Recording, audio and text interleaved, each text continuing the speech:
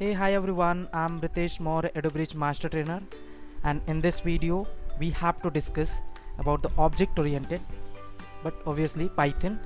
So object oriented, we know that is a very important concept, and we'll divide this object oriented concept in the multiple videos so that you can easily understand.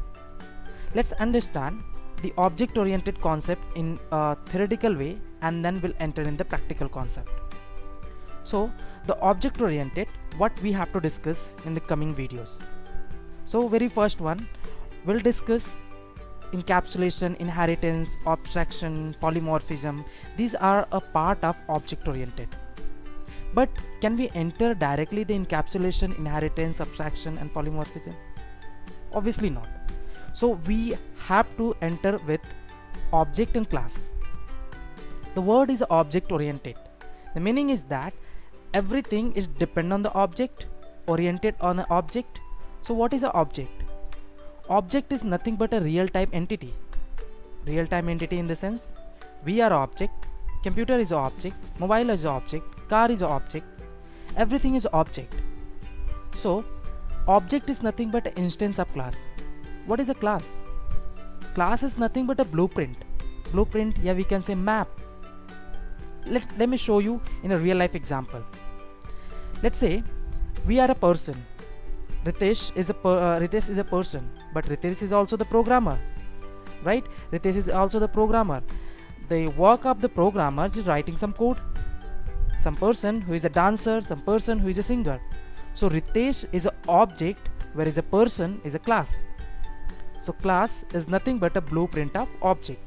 An object is an example of class, right? We can say is an example of class. Ritesh is an example of person.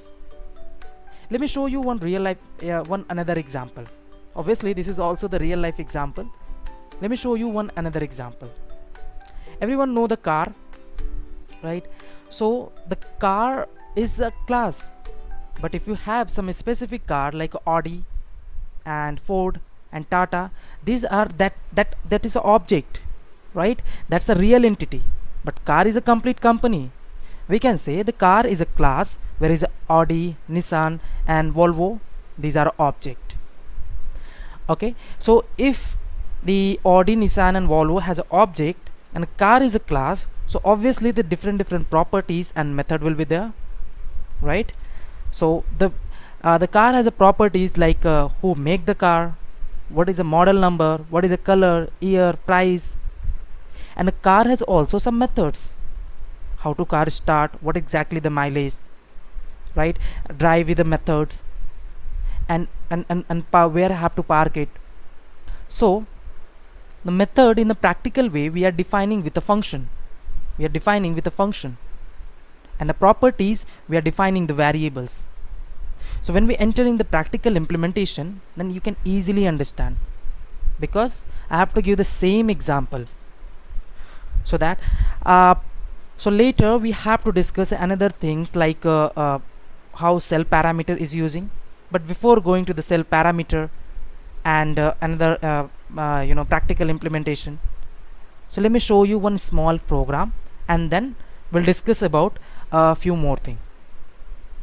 Actually the word is here the method, and I'm using we are using with a function. Is it a method or function? Both are the same. It's really a very big concept. Method and function is the same or not? Method and a function actually are the same. When we define a function inside a class, that's called as a method. Simple things. When we define a function with a def keyword, normally def keyword in outside of the class, that's normally called a function.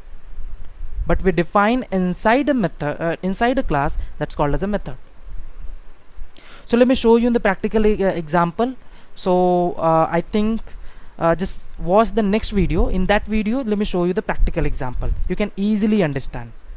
If you like this video, just give the thumbs up, subscribe this channel. See you in the next video.